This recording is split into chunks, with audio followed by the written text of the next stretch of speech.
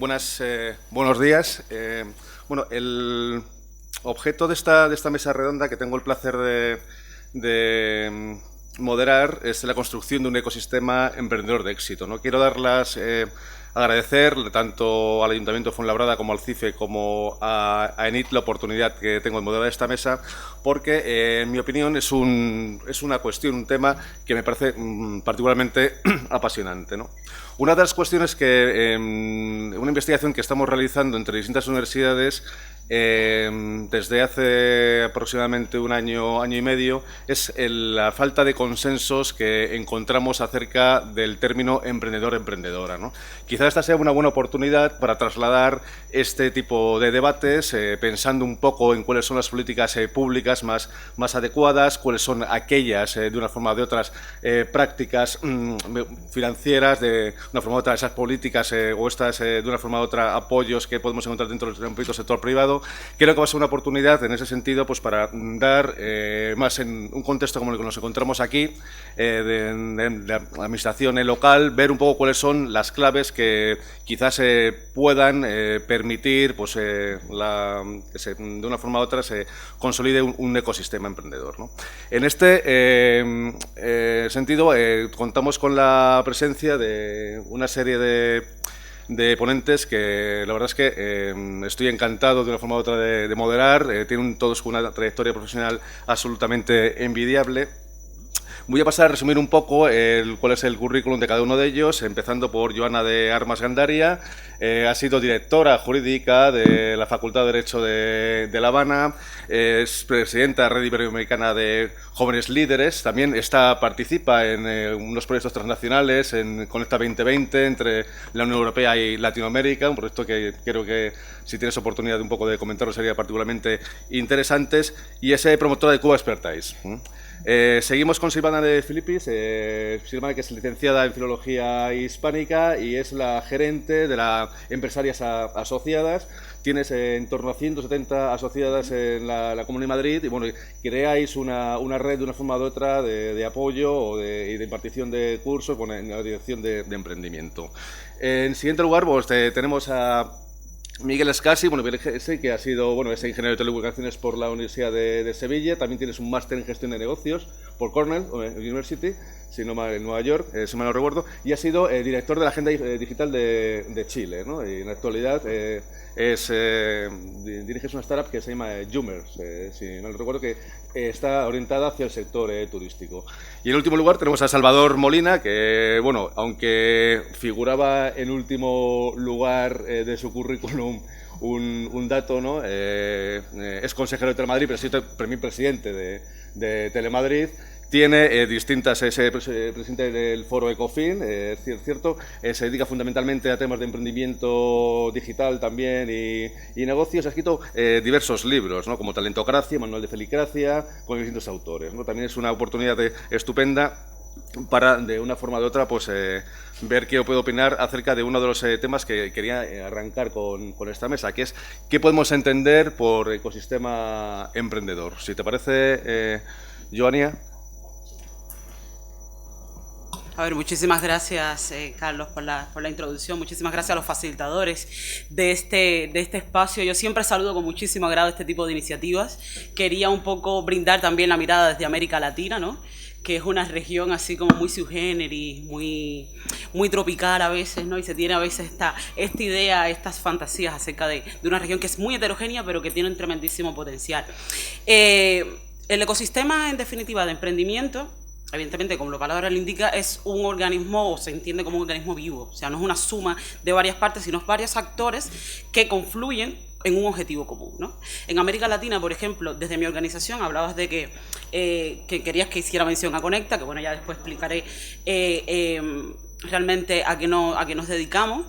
Es una asociación de profesionales altamente cualificados iberoamericanos, ¿no? gente joven, que trabajamos temas de empleabilidad juvenil, desarrollo, emprendimiento en la región. Hace cerca de unos 750 asociados, muchos con buena participación en políticas públicas, en gobiernos, en empresas privadas, desde luego, en empresas multilatinas, en la academia, ¿no? Y nosotros siempre habíamos advertido que una forma de potenciar el ecosistema de nuestra región, que son varios, ¿no?, que realmente está en una situación un poco emergente, pero es muy potente, era realmente diversificar, por ejemplo, los actores que intervienen en ello, ¿no? No como una simple suma de partes. Muchas veces se centra en el emprendedor, los inversionistas, fondos de inversión, por ejemplo, o los bancos, en los gobiernos, desde luego, para la administración, o sea, para el tema de políticas públicas, sino también las organizaciones del sector civil, ¿no?, de la sociedad civil. Sociedades que tengan a bien, ¿no?, poner el foco sobre áreas que tienen que ver, por ejemplo, con la innovación, que en nuestra región es el foco delirante, digamos, porque ha habido muy poco nivel de gasto público para incentivar la innovación y todo lo que tenga que ver con investigación, ¿no? Nosotros, muchas organizaciones que estamos bajo los mismos derroteros, advertimos de tener una heterogeneidad, ¿no?, en los ecosistemas, tener también evaluaciones de retornos y de impacto en muchas políticas y programas públicos que se tienen con respecto a nutrir estos ecosistemas, de realmente dirigirlo no solamente a las grandes ciudades. Hay muchísimo talento que se nos escapa. Un ejemplo de ello es que estamos realmente en un territorio que tiene muchísimo potencial. Por eso es que saludo que se hagan foros en este sentido, porque a veces todo y todas estas dinámicas se erigen en las grandes capitales, y hay muchas ciudades que también tienen mucho que ofrecer en cuanto a talento, en cuanto a infraestructuras muchas veces, ¿no? Y hay políticas que se deben dirigir en ese sentido, ¿no? Por tanto, yo creo que al menos desde mi punto de vista, desde luego los ponentes que me acompañan, que son todos magníficos, ha sido un gusto conocerlos, ¿no? Diría de que la heterogeneidad en los actores, no como una suma de partes, sino también para nutrir los ecosistemas, ¿no? Yo, por ejemplo, tuve una experiencia, yo vengo de Cuba, bueno, se nota,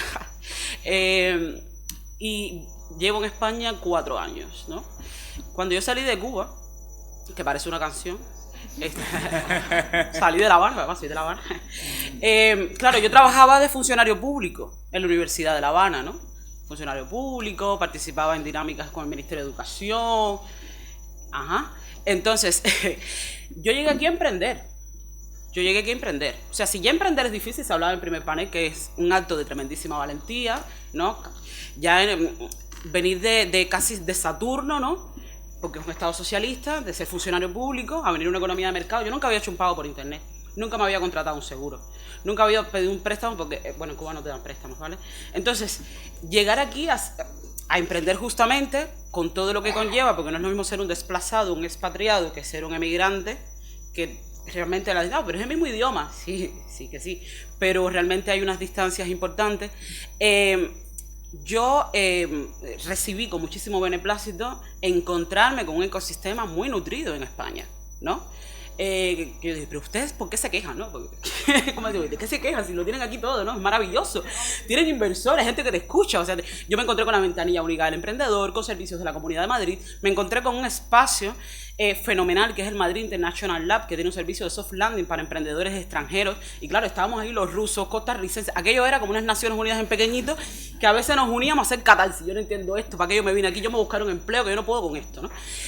Y yo creo que en los ecosistemas, por ejemplo, Chile, que ya Miguel pues hablará un poco de Chile seguramente, hay muy buenas experiencias de cuando nuestros ecosistemas locales se nutren también de experiencias foráneas, ¿no? Porque nosotros digamos, esta especie de incubadora, igualmente habían emprendedores españoles, y yo decía, oye, esto ha sido una experiencia tremenda, ¿no?, de ideas, de talento, de realmente cómo se tiene la percepción desde fuera, sobre todo no desde una economía a veces europea, sino que veníamos, por ejemplo, muchos de América Latina, ¿no? Y veníamos aquí con la ilusión al hombre y un poco más nada, ¿sabes?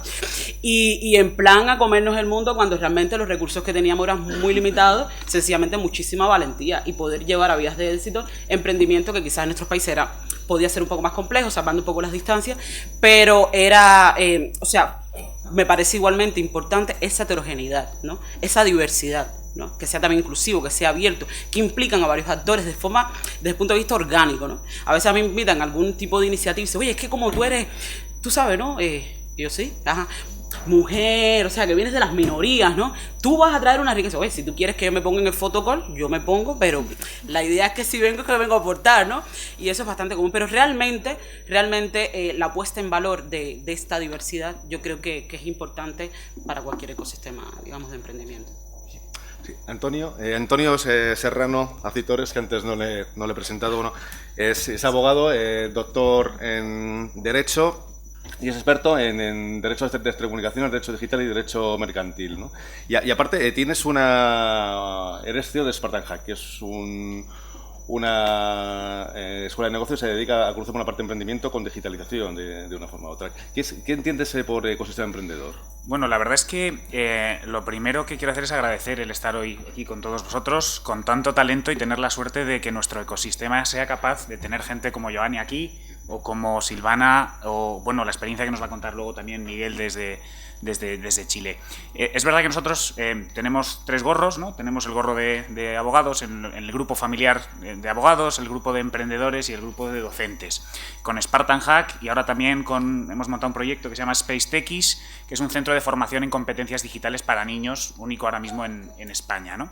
¿Qué entendemos nosotros por ecosistema? Bueno, pues yo soy una persona que le gusta asumir los riesgos y hay una filóloga en esta mesa, pero voy a intentar dar definiciones. El ecosistema, si cogemos la palabra ecosistema como tal, al final es un sistema biológico, eso es lo que viene diciendo un poco el diccionario, es un sistema biológico compuesto por una serie de seres vivos, lo que se llama la biocenosis, que se relacionan entre sí en un entorno físico, ¿no? Lo que se llama el biotopo. Entonces, si lo llevamos esto al ecosistema emprendedor, podemos decir que un ecosistema emprendedor es un conjunto ya no solo de seres vivos, sino de personas, ya sean personas físicas o jurídicas, y dentro de esas personas jurídicas podemos encontrar empresas, podemos encontrar administraciones públicas, podemos encontrar fundaciones que hagan emprendimiento social y que se relacionan ya no solo en un espacio físico, sino también en un espacio virtual, como puede ser el mundo de las tecnologías, y en definitiva un espacio en el que pretenden desarrollar actividad económica de cara a ofrecer bienes y servicios a un mercado, ¿no? Un mercado donde se cruzará la oferta y la demanda y surgirá un precio por esos bienes y servicios, ¿no? Entonces, aunando todo esto, ¿qué es lo que es para mí un ecosistema? Al final es una comunidad, es un grupo de gente intentando emprender, intentando llevar a cabo iniciativas. Y vinculado a lo que nosotros entendemos por lo que es comunidad, es entender todo lo que está pasando hoy en día. Yo creo que en ese sentido el ecosistema emprendedor se caracteriza, entre otras cosas, por intentar dar respuestas a un mundo que tiene muchas preguntas. ¿Y por qué digo esto? Estamos ahora mismo en un contexto clarísimo de cambios, lo que se habla de la cuarta revolución industrial, y lo que decía antes, el mundo tiene preguntas y muchas veces los emprendedores son los que intentan dar respuestas a esos cambios, ¿no? ¿Qué es lo que creo fundamental para un ecosistema emprendedor? Bueno, pues creo que es fundamental el tema de la cultura del esfuerzo, la cultura de la formación, de la educación. A mí, quien me conozca sabe que para mí la educación es uno de los valores más importantes que preservar y que fomentar. Nosotros en nuestro centro decimos que la educación no cambia el mundo, sino que cambia a las personas que van a cambiar el mundo. Por lo tanto, en un ecosistema lo que es muy importante, ya os digo, desde nuestro punto de vista, es tener gente comprometida, gente que emprenda, que en definitiva lo que supone es una acción de iniciar algo, con mucho esfuerzo y, por supuesto, estar pendiente de todos esos cambios que hay hoy en día. Todo cambia muy rápido y o cambiamos o nos cambian. Y la educación, e insistiré mucho en el tema de la educación probablemente en el día de hoy, la educación es eso que nos puede hacer diferencial. Y hoy en día, o eres distinto, o eres barato, o eres distinto, o eres sustituible. Por lo tanto, para mí el ecosistema es ese conjunto de personas que se relacionan y, bueno, pues para fomentar ese ecosistema hay que generar cultura y a mí me gusta generarla a través de la educación. Sí. A ver, aquí. Vale. Antonio, te cojo el guante. Si tú estabas incómodo haciendo una definición, ahora me cuentas qué hace una filóloga aquí puesta, ¿no? Vale, pero vamos allá, ya que estamos. Totalmente de acuerdo contigo y con Joaña también. Básicamente, a ver, ahí mejor.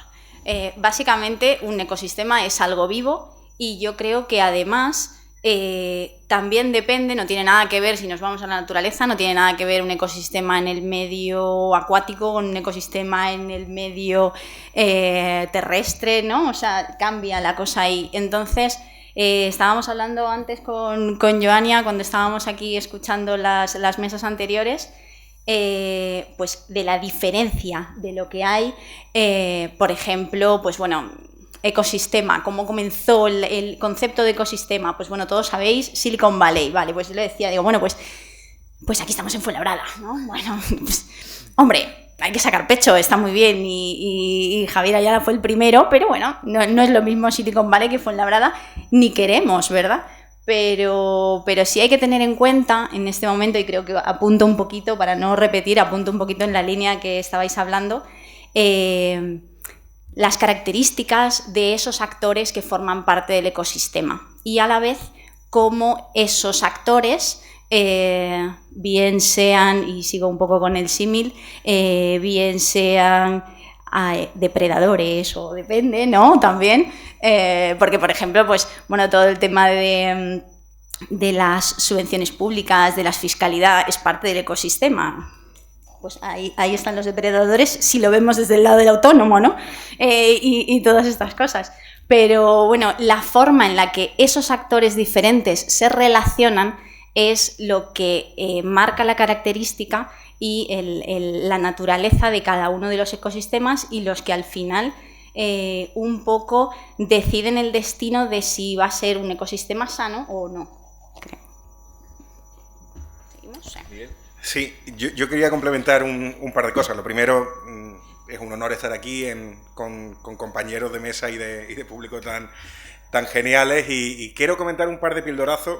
Uno que, claro, hablamos de ecosistemas, pero ecosistemas de emprendimiento, ¿no? Y hay una motivación interesante cuando se habla de los emprendedores, ¿no? Al final, el emprendedor, como vocación, tiene que ser empresario, y esto es importante dejarlo claro. Es decir, cuando uno habla del ciclo de vida de una empresa, la fase primera, segunda, ¿verdad?, la que tiene que ver con la incubación, la que tiene que ver con la validación del product market fit, es el emprendedor. Es todavía con pocos recursos, es en una fase seed, y lo que se trata es de pasar a las siguientes fases, ¿no? La que ya es una empresa y la que ya uno es un empresario, donde hay un escalamiento, donde hay una rentabilidad, donde finalmente para las startups hay un exit, ¿no?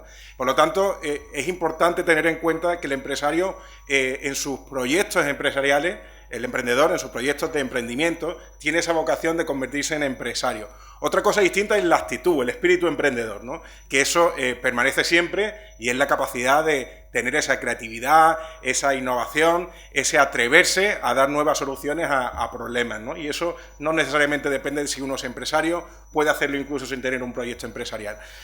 Otro aspecto que a relevar es modelos de ecosistemas, ¿no? Yo, en mi experiencia internacional, lo que me he dado cuenta es que aquellos modelos que tienden a permanecer, porque los ecosistemas, igual que nacen, pueden morir, aquellos que suelen sobrevivir son algunos que tienen lo que se suele denominar la cuádruple hélice, que es un modelo donde está presente tanto el sector privado, hablamos de los emprendedores, las empresas, las grandes corporaciones que están dispuestas también a hacer procesos de innovación abierta, que cada vez es más frecuente, por ejemplo. Segundo, hablamos del sector público. Hemos hablado de NISAs, de CEDETIS, instrumentos de financiación, pero también los hay otros, y ahora incidiré un poquito. Tercero, la academia, ¿no? Estamos aquí en la Escuela de Negocios y Dirección, que está haciendo por la contribución del ecosistema, los institutos de investigación también. Y cuarto, que a veces se olvida, la sociedad civil. Cada vez es más importante que los proyectos de emprendimiento también resuelvan algunas de los problemas que tenemos en la sociedad, no solamente a nivel de sostenibilidad, que también, ¿no? Pero es importante también acudir a las demandas. Simplemente por terminar en esto sobre la diversidad del poder público, del sector público dentro de ese ecosistema de cuatro hélices, uno siempre tiende a pensar en los instrumentos o en los actores tradicionales de los ecosistemas. Si uno piensa en el sector público, las subvenciones, las ayudas, los ENISAs, los CEDETIS. Pensar en todo lo que se mueve alrededor de lo que no es financiación. Pensar, por ejemplo, Ministerio de Economía, Van a sacar una ley de startup que nos va a hacer, en principio, la vida más fácil a los emprendedores, donde van a quitar algunos elementos burocráticos. Pensar en los incentivos que un Ministerio de Hacienda puede dar a los emprendedores, sobre todo en los primeros pasos. Pensar en los ministerios de Educación, por ejemplo, la formación para que el talento que luego está en esas startups tenga los conocimientos y las habilidades que se demandan en los nuevos tiempos. Pensar en instituciones que no solamente son nacionales, sino también, por ejemplo, municipales o europeas, ¿no? Entonces, es importantísimo pensar en que los ecosistemas son muy complejos, pero que cuanto más diversificados estén y más toquen a esas 4 patas de la hélice, más están equipados, mejor están equipados para sobrevivir, ¿no? Sí, la ventaja de ser el último de la fila es que ya lo han dicho casi todo, con lo cual solo queda aportar algo distintivo, ¿no? Bueno, en primer lugar me gustaría agradecer a la Escuela de Negocios y Dirección, a Josu y a Fran por haberme liado para estar aquí. Y me gustaría exponer, bueno, perdonadme si utilizo inalámbrico, no es porque me han visto cara de televisión, es porque faltaban micrófonos, pero bueno. No lo acerques, me vale. Estoy más acostumbrado a este que es. Yo voy a responder a 2 cosas que creo que son importantes y que no se han tratado en todo lo que ya se ha dicho, por no abundar más, ¿vale? Uno es la pregunta eterna de ¿pero tenemos ecosistema o no tenemos ecosistema? ¿Vale? Y la segunda pregunta es ¿qué hago yo por el ecosistema o qué estoy haciendo? Y en esa medida invitaros a participar en algunas de las cosas en las que andamos liados, sobre todo a través de Foro Ecofin. Respecto a si hay ecosistema o no hay ecosistema, pues como muestra un botón. Mira, ayer estuve prácticamente casi todo el día metido en la Fundación Everis porque nos reuníamos el jurado de los premios internacionales que hace Everis. Y Everis, en la ronda anterior, lo que hizo fue en 10 países distintos convocar unos premios. Esos 10 campeones nacionales presentaron ayer en su elevator pitch sus propuestas de valor. En su competición nacional, a la hora de presentarlo, se presentó diciendo a cuántos había vencido en su turno, ¿no? Pues se había vencido a 190 y tantos el portugués o se había vencido el belga a 200 no sé cuántos. El español había vencido a 353 competidores. Era el país que más propuestas se habían presentado a los premios de emprendimiento de Everis. Por lo tanto, había más emprendedores que días laborables tiene un año, pero no en un nivel teórico, sino en un nivel de máxima competitividad y propuesta de valor para intentar ganar los premios de Everis. Por lo tanto, si esto sirve de muestra o de botón, yo creo que ahora podemos decir que en España, en Madrid, tenemos un ecosistema emprendedor muy potente. En segundo lugar, a través de Foro Ecofin nosotros interactuamos mucho dentro del mundo fintech, que como sabéis, fintech e insurtech es, digamos, el emprendimiento en mundo financiero y en mundo asegurador. Bueno, pues España es la 6ª potencia en fintech en el mundo, pero no por un cualitativo, sino por un cuantitativo, es decir, cuántas empresas fintech hay y haces la lista y España es la número 6, ¿vale?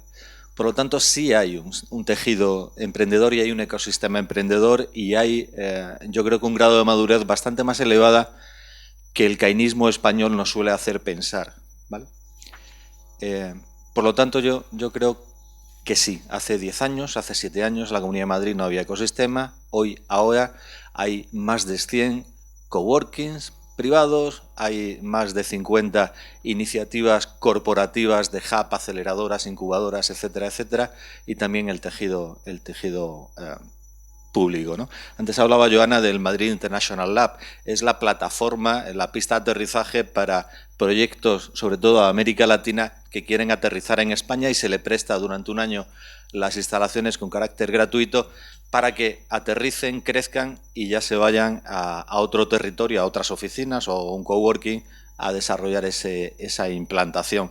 Ahí también está la sede del Banco Iberoamericano de Desarrollo y ahí el pasado día 14 nosotros con el Círculo FinTech pusimos una iniciativa que solemos hacer recurrentemente, que son InnoDays, y contamos al ecosistema que poníamos en marcha 10 grupos de reflexión, 10 grupos de co-creación para reinventar algo tan sencillo como que es la banca o el mundo de los seguros. Por lo tanto, hay tejido, hay iniciativas, hay desarrollos y hay un grado de crecimiento en el ecosistema emprendedor español y nacional muy poderoso. Y como última muestra, como último botón, una conversación que tuve hace pues menos de una semana con un directivo de origen árabe, nacionalidad americana, que trabaja en una de las 5 grandes tecnológicas mundiales. Y que me dijo, no, yo estoy en España porque me han mandado mi multinacional, porque se han dado cuenta que aquí en España hay un desarrollo del mundo fintech muy interesante y me dijeron, oye, deja Silicon Valley, vete para Madrid, entérate de qué va aquello y monta nuestro ecosistema fintech dentro de la tecnológica. Pero no en Burgos, en Soria, pero tampoco en Londres o París. No, móntalo, aunque tengas que mejorar tu castellano, móntalo en Madrid. Por lo tanto, yo creo que podemos empezar a sacar pecho y a dejar de ser cainistas y decir, pobrecito, qué mal estamos y cómo nos vamos a poner, ¿no? Eso, sentido de pertenencia y orgullo de pertenencia y también de capacidades y de posibilidades, en lo público, en lo privado o donde sea. En segundo lugar, cosas que hacemos desde Foro Ecofin y en la medida en que sean útiles o prácticas o os puedan servir, pues utilizadla o que sepáis. Nosotros de vez en cuando hacemos, en plan laboratorio de ideas, en plan Cintac, hacemos informes y trabajos que aportamos. Aportamos cuando el tema del Brexit, hace unos 4 años, un informe y sugerimos a la Comunidad de Madrid que tenía que poner en marcha unos consejos asesores. Bueno, se puso en marcha uno de esos consejos asesores, esos grupos de expertos, que está ligado al mundo del emprendimiento y la economía startup, donde yo participo. Por lo tanto, hay una cierta sensibilidad y actividad. Ahora mismo estamos asesorando al Ayuntamiento de Madrid en hacer algo parecido, es decir, en convencerles, lo que acabo de hacer hace un momento, en convencerles, ellos también necesitan más que nadie ser convencidos, convencerles de que hay un ecosistema, de que hay una realidad, que eso ya no se trata de plantar semillas, se trata de recoger champiñones y si es posible generar fábrica de cohetes para que lancen unicornios al universo, ¿no? Entonces, estamos intentando asesorar, empujar y transmitir esa realidad con un proyecto concreto y con unos procedimientos muy concretos, ¿no? En el ecosistema emprendedor, además, entendemos que no solamente, como se ha venido hablando a lo largo de todo el día, hay que buscar financiación, sino también hay que crear empresarios. Esa diferencia que se hacía en algún momento en esta mesa entre emprendedor y empresarios, ¿no? El empresario es que, además de ser emprendedor y tener una cierta inquietud emprendedora, tenga las herramientas de gestión necesarias para, además de saber sumar, como decía antes el compañero de un business angel, ¿no? De Cupido Capital, que decía que alguno habían desechado porque no sabían ni sumar. Bueno, pues además de enseñarle a sumar, a que tenga unas ciertas competencias, ¿no? Entonces, nosotros en esa línea estamos poniendo en marcha un proyecto que se llama Talent Academy, que tiene que ver con que cualquier persona que venga en cualquier estadio de ideación o sin ideas, con empresa o con una que lleva 3 años luchando contra la pared y no hay manera de que arranque, en cualquier estadio convertirla en un proceso de mejora en su fase de ideación, en su fase de ser empresario y acabar convirtiéndolo en una empresa además que salga financiada al final de ese canuto. Es decir, es un programa de formación e incubación que se traslada en el proceso de los 6 meses que dura el curso para que al final tenga una empresa y financiada y con capacidades y con un sistema de coach que va en paralelo a todo el proceso de formación que permite que precisamente las personas no solamente tengan una buena idea, sino tengan una buena empresa y además sean unos buenos gestores. Bueno, estas son algunas de las cosas que estamos traccionando desde Foro Ecofin como think tank que intenta intervenir en el ecosistema y que intenta, más que intervenir, traccionar, poner en marcha cosas en colaboración pública algunas veces, en colaboración privada otra y en cualquier caso en sinergias y en contacto con la economía real, ¿vale? Y nada más, lean mis libros. Sí, hemos hablado en las dos anteriores mesas bastante sobre financiación, sobre inversión, pero quizás el comportamiento que debe tener las administraciones públicas no haya sido abordado. ¿Cuál creéis que debe ser el comportamiento de las administraciones públicas con respecto al ecosistema emprendedor? ¿Cuáles son los programas gubernamentales? ¿Qué es lo que debe hacer la administración? ¿Jonia? ¿Sí? Yo seguir hablando de América Latina, no sé si me pongo muy cansina, ¿no? Pero es un poco la región de expertise y de actuación, ¿no? de mi trabajo. La administración pública es de meridiana importancia, desde luego, ¿no? De hecho, América Latina ha pasado a ser, o sea, el emprendedor hay que ver también un poco las culturas, ¿no? Pasaba a ser hay una población joven, ¿no? Que es mayoritaria, o sea que es bastante grande en América Latina, que yo creo que es un gran potencial. 1 de cada 4 latinoamericanos tiene entre 19 y 24 años, que está muy bien. Y luego el emprendimiento, al emprendedor se veía como este muchachito que tenía muchas ganas, mucho ímpetu, pero luego no tenía las herramientas de gestión, por lo cual, o sea, los negocios que montaba o que no iban a llevar a vías de hecho o a negocios escalables, ¿no? Entonces, yo creo que a partir de todo este movimiento global de startups de alto crecimiento que han aterrizado en nuestra región, la participación de empresas multilatinas, de grandes corporaciones, han hecho un lobby importante, ¿no? Que han despertado en la administración pública la necesidad de incorporar en nuestras agendas políticas y de gobierno el apoyo al emprendimiento, porque es indispensable, ¿no? De hecho, nosotros, como somos una red bastante amplia, nos hemos dado cuenta que trabajamos cómodamente, que hemos participado en iniciativas, digamos, comunes. Queremos que también tener y llevarnos de aquí el saber hacer y buenas prácticas desde España, porque desde la región siempre se mira a Estados Unidos, digamos, como país de referencia, y yo creo que es bastante lógico de pensar que sea de esta manera, ¿no? En cuanto a formación y, de hecho, inspirado para construir nuestros propios ecosistemas. Por supuesto, todos miran a Silicon Valley, ¿no? No obstante, hace unos años se ha trasladado un poco la mirada hacia Europa, y España es un país faro, es un país puente en las relaciones birregionales, y nosotros tratamos de desarrollar ahí desde consultoría, transferencia de conocimiento, programas de mentoring, desarrollar foros quizás como este, ¿no? Y hemos participado activamente en trasladarle a nuestros gobiernos la necesidad de incorporar programas que sean pertinentes. De hecho, hace 5 o 6 años hacia acá, hemos visto que hay una cantidad de programas públicos que no es una cuestión de cantidad, sino también de pertinencia, de calidad, ¿no? Programas que no le hace falta a nadie, o sea que al final, más que incentivar, lo que hace es desacelerar el crecimiento del emprendimiento. Por eso es que nosotros insistimos en que hay organizaciones y hay colectivos que de alguna forma tienen que ver con este ecosistema, ¿no? Que de alguna forma somos sujetos y realmente nos sentimos afectados por alguna manera o recibimos la influencia de estos programas que no nos llaman a la mesa, ¿no? O sea, se diseñan programas públicos y realmente no se escucha a los diferentes actores que tienen que ver con ello, ¿no? Entonces, no existen modelos de evaluación que son pertinentes. Estoy hablando en temas genéricos porque, claro, salvando las distancias, hay mucha heterogeneidad en la región, ¿no? Y yo creo que la administración tiene que ser pertinente. Tiene que ser pertinente, tiene que ser oportuna, tiene que también intervenir en marcos, o sea, en regulaciones que también brinden protección a la velocidad y a la celeridad, ¿no? Que se necesitan para todo lo que estamos viendo, ¿no? Los principales desafíos. Todavía están en foco delante regulaciones que en temas de protección de datos, tú vas protección de datos, ¿y eso qué es? O sea, y además que nosotros somos súper abiertos, ¿no? En temas de datos y demás allí, tu DNI, nombre, te abro las puertas de casa. O sea, no se tiene una conciencia y, por supuesto, las regulaciones nuestras distan de ello, ¿no? Temas con tecnologías cloud. O sea, hay temas que tienen que ser muchísimo más ágiles porque tenemos marcos regulatorios más encorsetados, ¿no? Y desde luego la administración y el lobby que hacen las corporaciones, por eso llamamos que, oye, las empresas que estén en nuestras regiones, que desde luego tienen una experiencia muchísimo más global, pues ejerzan la influencia necesaria para tener toda la protección y que sea realmente el emprendimiento un agente dinamizador de nuestras economías y tener sociedades más cohesionadas, más resilientes, más activas y más desarrolladas, ¿no? Que es un poco lo que se quiere. Antonio. Pues mira, si me hubieras hecho esta pregunta hace unos años, te hubiera dicho, la administración con que no moleste basta. Pero la verdad es que ha habido un cambio de tendencia. Sinceramente lo creo, no sé si como consecuencia de la crisis, pero desde luego ha supuesto un cambio.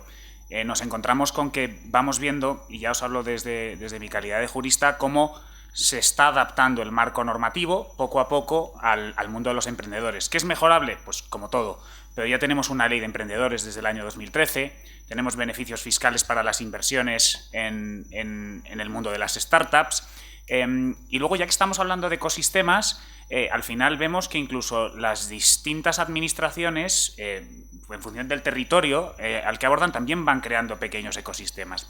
Y creo que es fundamental, y ya que estamos en unas instalaciones del Ayuntamiento de Fuenlabrada, creo que es fundamental tener muy en cuenta la gran labor que están realizando los municipios. Yo sinceramente creo que los ayuntamientos están haciendo una labor fantástica, con centros como este, con iniciativas, con premios, con incubadoras propias de las administraciones públicas. Decía antes Salvador, y estoy totalmente de acuerdo con él, a veces no nos damos cuenta de lo privilegiados que somos.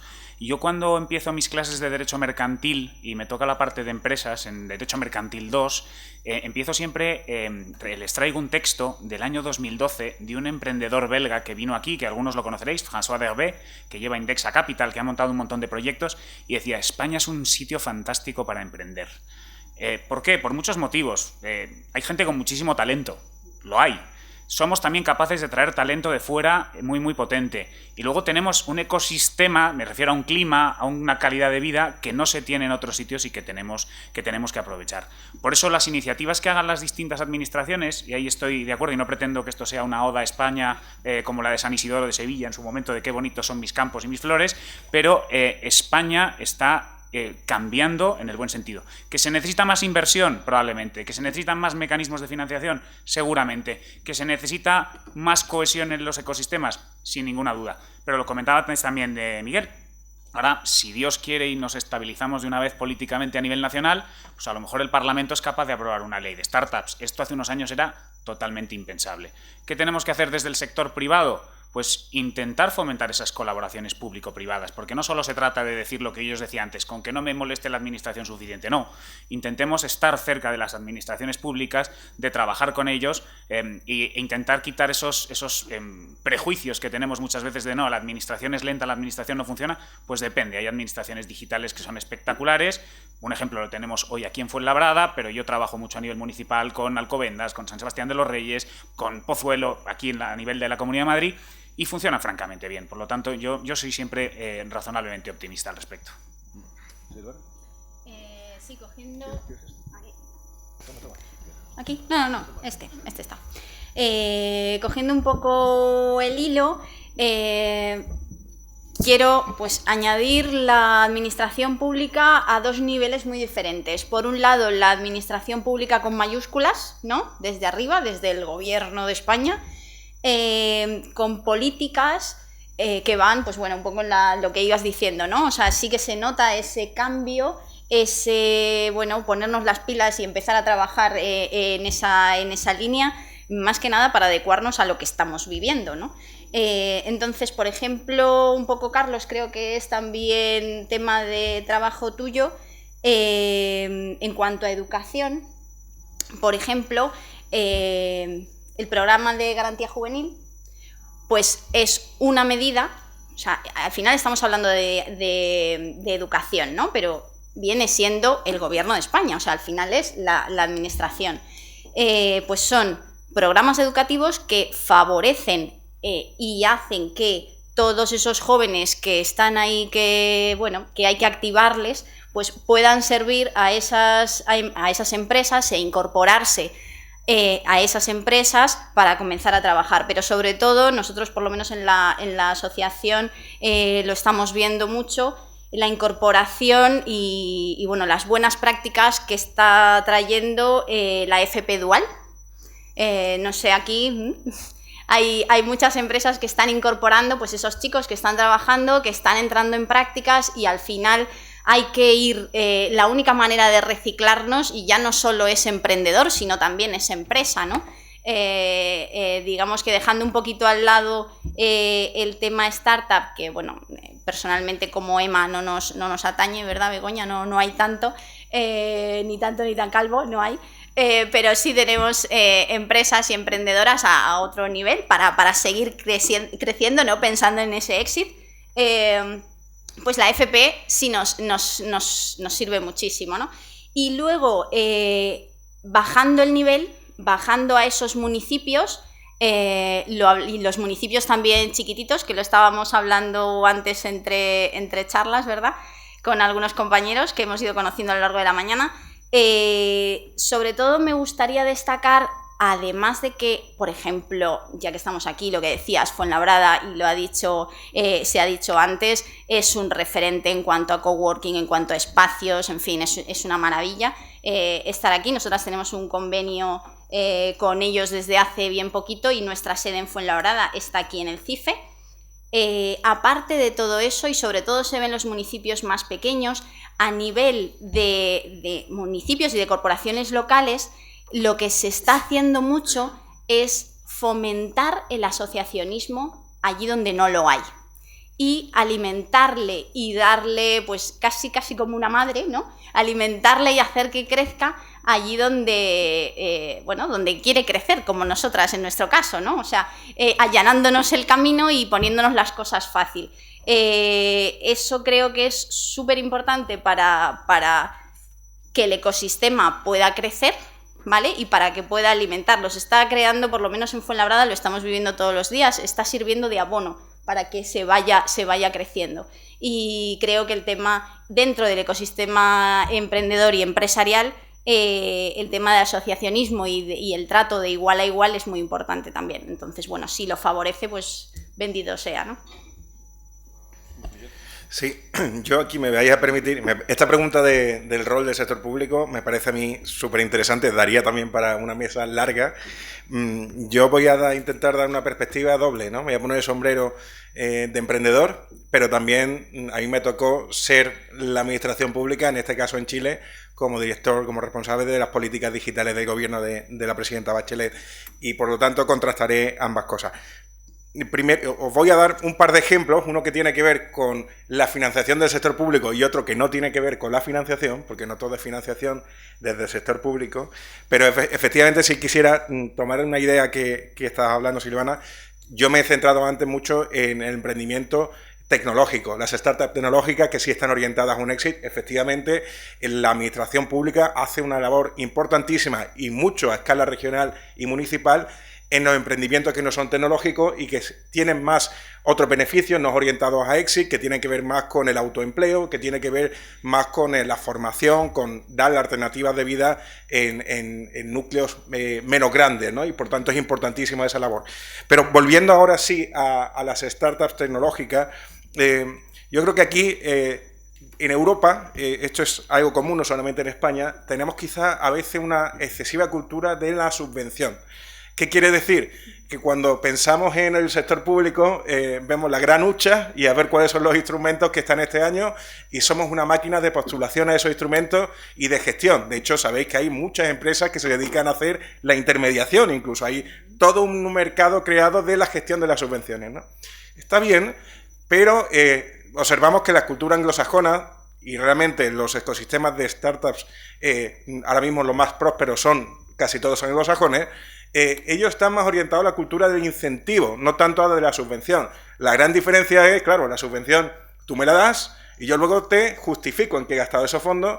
Los incentivos, yo te hago la empresa, hago la actividad emprendedora y en los resultados, si lo he hecho bien, recibo una serie de incentivos, que a veces son fiscales, que otras veces son de facilidad en la contratación, que otras veces tienen que ver más con incluso los incentivos a la inversión, que al final lo que hace es favorecer que haya más business angels, que haya más retroalimentación en los fondos de ese ecosistema, ¿no?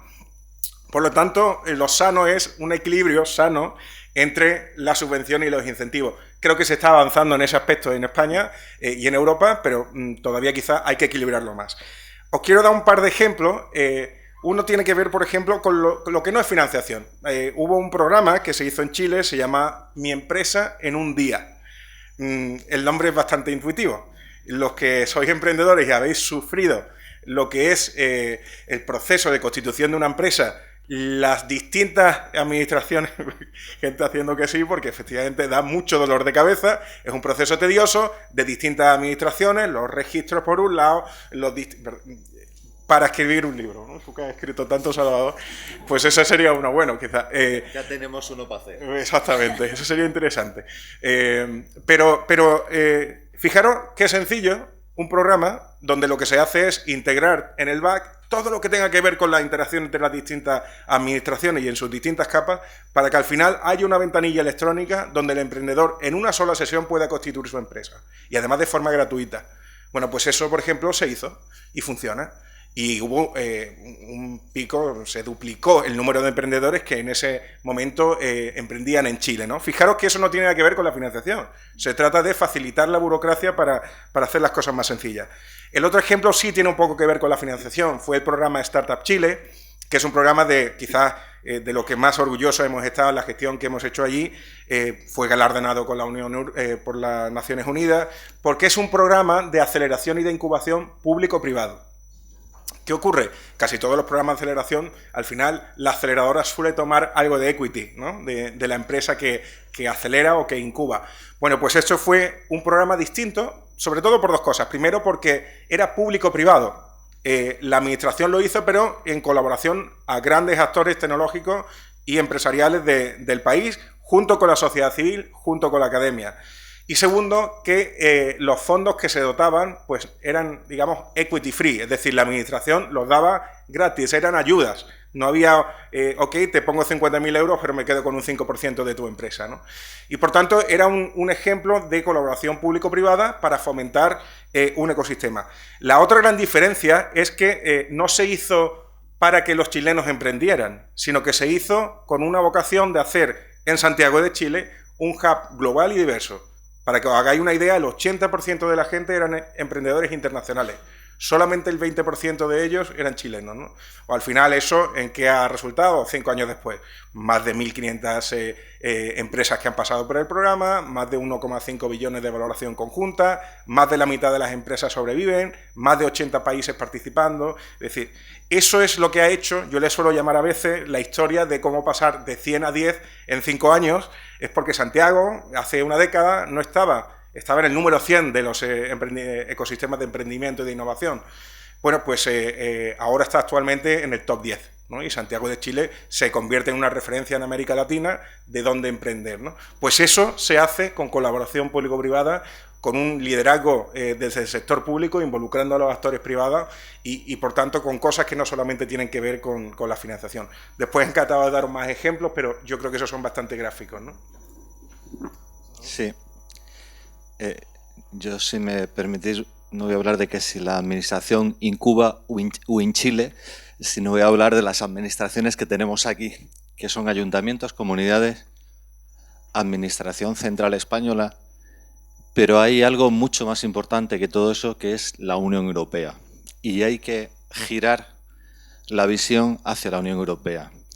Porque a pesar de que haya realidades buenistas y otras malsanas en nuestro entorno más inmediato, gracias a Dios, por encima de todo, tenemos un marco regulatorio y promotor de la innovación y del tejido emprendedor muy potente que está dentro de la Unión Europea. Y muchas veces, en nuestra visión, y lo digo poniéndome a mí en primer lugar, siempre vamos a ver las convocatorias de las administraciones locales, regionales o nacionales, y realmente lo potente está más allá de esa frontera, está en la Unión Europea. Mirad, el pasado mes de junio hicimos el Congreso de Ecofin, el Congreso anual que hacemos en la sede de la Unión Europea, y lo hicimos allí porque queríamos oír hablar de una cosa que se llama lo siguiente, se llama Programa Europa Digital, que tiene como fecha de inicio el 2021 y como fecha de finalización el 2027, y que centra la acción promotora, también financiadora y de apoyo de la Unión Europea en 5 ejes. El primero es la informática de alto rendimiento, y esto tiene que ver mucho con redes, pero también con temas educativos. Segundo, inteligencia artificial como oportunidad de negocio, porque, digamos, hay carreras que Europa las ha perdido para toda su vida, ¿no? La robótica o determinadas cosas que ya lideran en Asia o en Estados Unidos se han perdido. Pero la inteligencia artificial es una carrera todavía por definir, y entonces ahí la Unión Europea ha fijado dentro de sus 5 objetivos, uno de ellos el mundo de la inteligencia artificial, y por lo tanto hay ahí margen para el negocio del emprendimiento. El tercer punto que se fija es la ciberseguridad y la confianza. Ahí tenemos un marco regulatorio muy distintivo de los marcos abiertos de los países no solo caribeños, sino americanos en general y asiáticos, y por tanto es una diferencia competitiva importante porque es una barrera de entradas a las multinacionales que están en el Pacífico o en el otro lado del Atlántico, y por tanto también hay un marco de competitividad muy importante, y más si viene apoyado desde la propia CE, desde la propia Comisión Europea. El cuarto ámbito son las competencias digitales avanzadas, y ahí hay un amplio marco al que acogerse en distintas tecnologías que podamos allegar. Y el quinto es el despliegue, mejor uso de las capacidades digitales e interoperabilidad.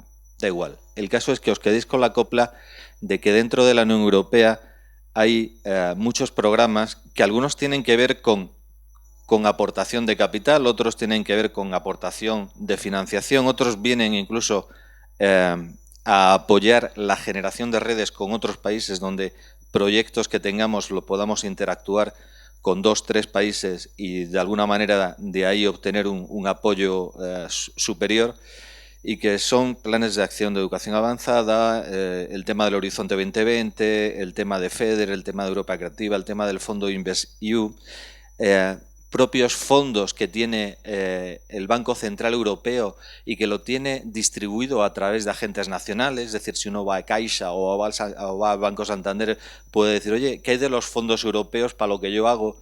Y hay fondos, solo hay que ir a la ventanilla y pedirlos.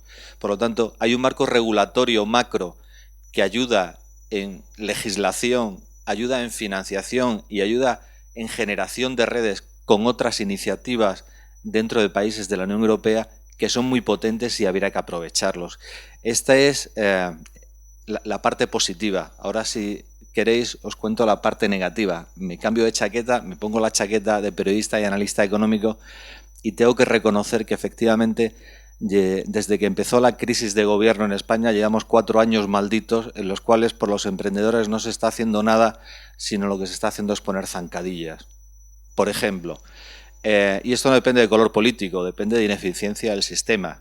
Con el gobierno de Rajoy se perdió la oportunidad de acceder en ofertas competitivas respecto al Brexit, y la mayor parte de los que de allí han salido, sobre todo en el sector industrial del automóvil, pero especialmente en el sector financiero, se han ido a París o Berlín.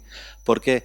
Porque todo partía porque había que cambiar ciertas cosas que solo el gobierno y el legislativo español podían hacer, que tienen que ver básicamente con dar un marco fiscal atractivo y competitivo con la City londinense, que la City no es otra cosa que un paraíso fiscal dentro de la orilla del Támesis, ¿vale? Entonces, esa capacidad ni la ejecutó el gobierno de Mariano Rajoy, ni la ejecutó el gobierno de Pedro Sánchez, ni la impulsó el Congreso de los Diputados, y por lo tanto ha sido una oportunidad perdida. Que, oye, hay muchas oportunidades, pero ese tren ya no lo pillamos, ¿vale? Ese tren ya pasó. Y eso tiene que ver también con otros sectores del mundo startup, como el mundo fintech, que, entre comillas, se congelaron, miraron a Berlín, a Copenhague o Ámsterdam y no miraron a España. Hay una segunda mala noticia de estos últimos años, que es el acoso y derribo a todo aquello que signifique no empleado por cuenta ajena. ¿Eso qué significa?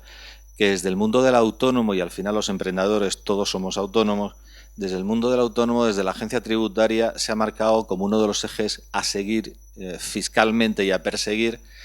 Y esto tiene que ver con 2 cosas, es decir, con detectar a malos, que no pagan lo que tienen que pagar y que lo paguen, pero también significa ineficiencia, porque un autónomo, si se pone a arreglarle todos los papeles que le pide la administración pública, lo que no tiene es tiempo de vender, que decía la anterior persona que estaba aquí sentado, Fernando Moroy, hombre de Caixa de muchos años y que sabe muy bien lo que es eso. Entonces, si te ponen a arreglar papeles o a responder peticiones de información mediante alegaciones y otros procedimientos, pues al final lo que no haces es dedicarte a tu negocio, y eso es muy malo. Y ahora ahí mismo hay una campaña de agencia tributaria en ese sentido. Otras cosas que ha habido en este tiempo de ineficacia de la administración central, Por ejemplo, hay una legislación básica para el desarrollo del mundo fintech en España que tiene que ver con una maravilla que se llama Sandbox. Esa caja de arena es lo que hace cualquier empresa de informática como pista de ensayo para desarrollar sus proyectos antes de validarlos y sacarlos a la vida real. Esto que es un concepto de software en el mundo del fintech, para lo que sirve, y así lo han desarrollado en la City londinense, pero en Singapur o en Zúrich, significa que para poder regular una actividad que está regulada, que es el mundo financiero, puedes hacer una excepcionalidad haciendo que en un sandbox, en un organismo regulado, controlado, tutelado por parte de los reguladores financieros, en España básicamente para el mundo bancario es Banco de España y para el mundo asegurador la Dirección General de Seguros y para el mundo de mercados la CNMV, la Comisión Nacional del Mercado de Valores, pues ese sandbox está consensuado hace como 4 años. Está aprobado por todos los grupos del Congreso de los Diputados hace año y pico y está convertido en un borrador como 3 semanas antes del inicio del proceso electoral último. Pero sigue siendo papel mojado porque sigue sin haber sido publicado por el Banco de España. Y eso hace de freno a que fintech que se fueron de Madrid o de Barcelona a Londres regresen y otras que han nacido en otros países vengan a España. Por lo tanto, son limitaciones. Por lo tanto, hay una de cal y una de arena. Quiero decir, hay parte que son rémoras y zancadillas que pone la Administración, en este caso especialmente la central, por su situación de ineficiencia de los últimos años, no por maldad en sí mismo de los grupos políticos. Esto que quede claro, que si no me tiran de las orejas en la Comisión de Control de Telemadrid. Pero con independencia de eso, la bondad de todo está más allá de nuestras tejas. La bondad de todo está en Europa y en aprovechar las oportunidades que Europa nos ofrece, en financiación, en tracción, en identificación de oportunidades en las cuales podemos interactuar y sobre todo, para dejar de mirarnos el ombligo, mirar a otros centros de desarrollo emprendedor fuera de España, intentar establecer sobre proyectos comunes lazos en los cuales se puede hacer un proyecto mucho más grande, mucho más escalable y mucho más rápido, y encima con la ayuda de la Unión Europea, porque si hay más de 3 países cooperando, la Unión Europea va a financiar y apoyar el desarrollo de esas iniciativas. Perdonad por la conferencia. Gracias. Sí, si estamos en tiempo, ¿tenéis alguna pregunta? Tenemos un par de preguntas. Yo sí quería hacer una pregunta. Se está hablando mucho de emprendedores, se habla mucho de financiación, pero de lo que no se habla, y creo que es uno de los problemas más importantes que tenemos las empresas, es de la forma de pago de las grandes empresas a las empresas pequeñas y medianas.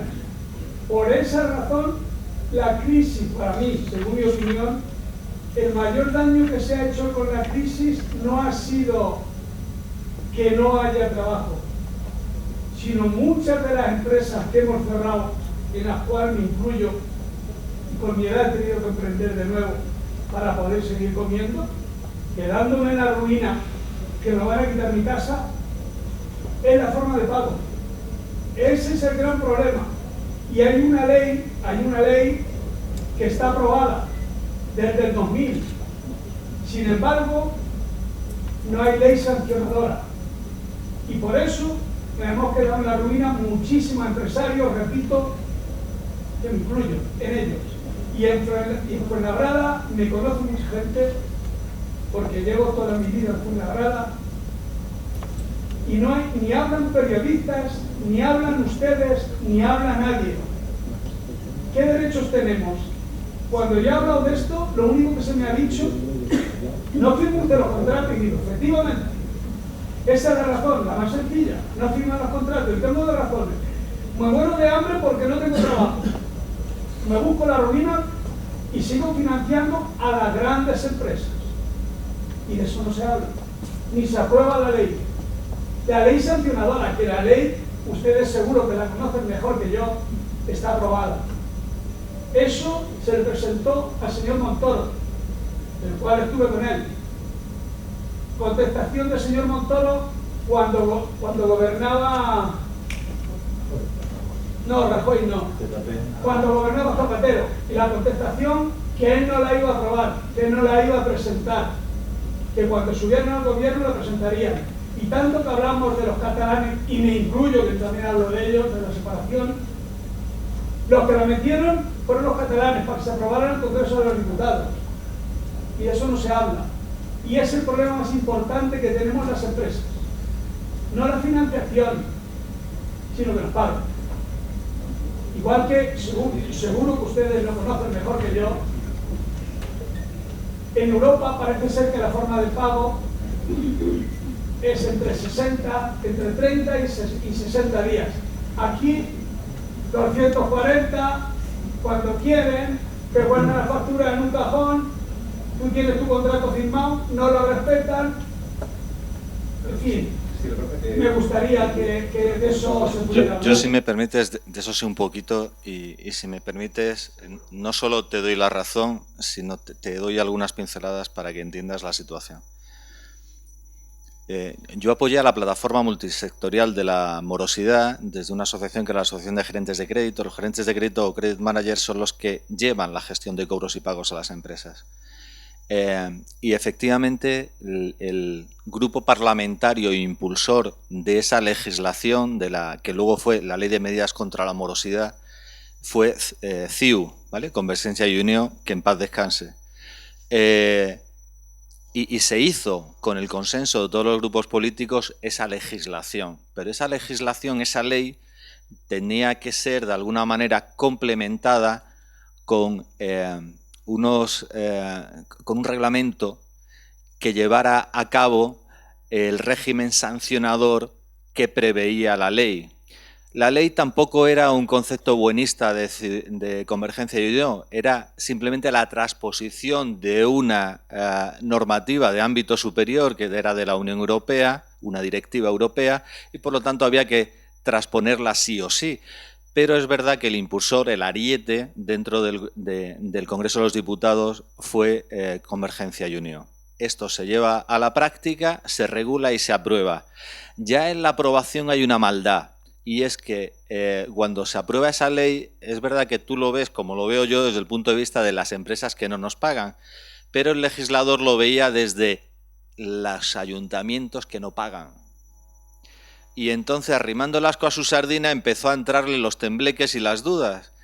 Y vio que si ponía esto en marcha se iba a producir una situación de gobiernos municipales enormemente endeudados que ya iban a estar en una fase crítica, que iba a ser imposible de pagar. Yo recuerdo una factura en una revista que tenía de mundo de turismo, además, una revista que era de la administración pública, y que al cabo de, no sé, de 5 años me llegó un ingreso y dije, anda, coño, ¿dónde ha venido esto y tal? Empecé a mirar y era una factura de una empresa que no tenía, de una revista que ya no existía hacía no sé cuánto tiempo. Pero es verdad, después de 5 años, la administración pública está obligada siempre a pagar sus deudas. Por lo tanto, la administración pública en el reglamento, en lo que dice su ADN, es que es imposible de llegar a concurso público, lo que antes se llamaba suspensiones y quiebra. Entonces, si la administración pública no puede nunca quebrar, los legisladores tuvieron la tentación de que en una administración que nunca puede quebrar, lo que no puedes tampoco es forzarle con los intereses de demora, porque la ley lo que dice básicamente es usted tiene unos periodos medios, unos periodos máximos de pago, pero además si se los pasa está obligada a indemnizar con unos intereses de mora, que ahora no recuerdo si era 1,5 puntos por encima del tipo de mora legal establecido. Entonces, cuando se hace eso ya en sí mismo hay una maldad y es salvemos a los ayuntamientos, ¿vale? Segunda maldad, retrasemos en aprobar los reglamentos, ¿vale? Porque si aprobamos los reglamentos vamos a forzar a los ayuntamientos a tener que hacer algo que no pueden, nos lo van a pedir a la Administración Central y tendría que endeudarse y en el momento de la crisis no podía. El tercer elemento importante a tener en consideración es que es parte de la enumeración de cosas que decía yo que tienen que ver con la inactividad en los últimos años del Gobierno Central y del Congreso de los Diputados, porque eso se ha vuelto a replantear, se ha vuelto a plantear un reglamento sancionador, pero no se ha llegado a ejecutar.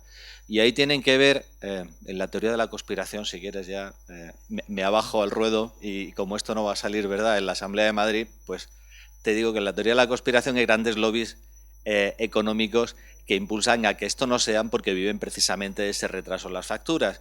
Y ahí tienen que ver todos los que están en el negocio financiero de ficción, es decir, aquellos que hacen una actividad mercantil o comercial, pero realmente el grueso de sus ingresos depende de los ingresos financieros, de retener el pago y que le anticipen los ingresos. Por ejemplo, uno de los grandes lobbies tiene que ver con las grandes cadenas de centros comerciales, ¿no? O sea, ANCED, la que representa a los Carrefour, al Campo, el Corte Inglés y tal, su negocio es que le dejen en depósito la mercancía, venderla y luego ya le pagaremos, ¿vale? Y en ese ya le pagaremos, pues han quebrado miles de empresas proveedoras de grandes marcas como Carrefour, el Corte Inglés, etcétera. Mercadona tiene otro modelo, ¿vale? Los cuida más, les aprieta más, pero siempre le mantiene el oxígeno para que sigan vivos. Con Carrefour y otros, pues hay menos consideraciones. Bueno, lo que te quiero decir es, hay lobbies que realmente están presionando para que se retrase la aprobación del reglamento. Pero en segundo lugar es que hay una actividad real del Parlamento, ¿vale? O sea, no es que no quieran, si hasta la tienen escrita, pero ¿para qué? Es decir, había otras cosas más importantes, como, no sé, sacar a determinadas personas de su mausoleo o hacer otras cosas de carácter, no sé, tal. Pero había determinadas cosas que tienen que ver con temas económicos, como la aprobación del sandbox para desarrollar el mercado financiero o la aprobación del reglamento para evitar la quiebra de miles de pymes, y sigue ahí paralizado, ¿vale? Entonces, digamos que la intención de los grupos políticos es aprobarlo y lo tienen escrito. Otra cosa es que hubo circunstancias de coyuntura que impidieron, sobre todo la deuda de los ayuntamientos, llevarlo a cabo, y en los últimos años lo que lo ha impedido es simplemente la inacción del Parlamento y poniendo las pocas cosas que se han podido hacer pues con carácter urgente en otros ámbitos. Pero ahora mismo es que el legislativo no puede, está en funciones, es decir, no, ni aunque quisiera podría aprobarlo. Perdona. Me ha tocado llevar a muchas empresas a concurso de acreedores durante la crisis, precisamente por lo que tú comentas. Y muchas de ellas vinculadas con los pagos de las administraciones, tal y como estaba comentando Salvador. Yo es verdad que intento separar política de administración, porque generalmente intento separar política de todo, porque mi madre dice que la política es tan mala, que la acompañas a una palabra tan maravillosa como es madre y se convierte en suegra. Pero en relación con las administraciones, sí que es verdad que, efectivamente, como decía Salvador, es que no puedes declarar el concurso de las administraciones públicas, no puedes llevarlas a bancarrota como si le ha ocurrido al Estado de California, por ejemplo. Entonces, las medidas que se han podido ir adaptando y que se adoptaron durante la crisis, algunas acabaron llegando, por ejemplo, cuando se aprobaron los fondos de liquidez, el FLA, el famoso FLA, los fondos de liquidez autonómica, otra serie de reales decretos, para básicamente sacar las facturas de los cajones que tenían los ayuntamientos, muchísimos ayuntamientos, bueno, muchísimas administraciones en definitiva, tenían muchas facturas, y ahí estoy con Salvador. No es que no quisieran pagarlas como tal desde una mala voluntad, es que en ocasiones no tenían ni los propios recursos. Eso que llevó a que, por ejemplo, en muchos concursos que sacaban las administraciones públicas, las comisiones de riesgo de las propias empresas dijeran no, con la administración no, con la administración no. ¿Qué mecanismos se pueden adoptar? Pues yo sí que soy partidario de que se pueda declarar en concurso a una administración pública. Sí que soy partidario de ello.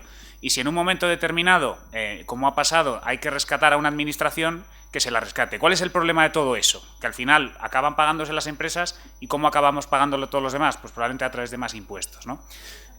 Socializando la deuda, efectivamente, ¿no? Entonces, pero es verdad que el gran problema que ha habido aquí es lo de quédese usted las leyes y deme a mí los reglamentos. No ha habido reglamento que ejecute la ley de morosidad. En el momento en que no hay una sanción, en el que no hay una responsabilidad, pues la ley queda en papel mojado. Sí, si os parece, seguimos en la Governor Working que invita a Eniz y así seguimos debatiendo y cerramos por cerrada ya esta mesa, si os parece. Vale.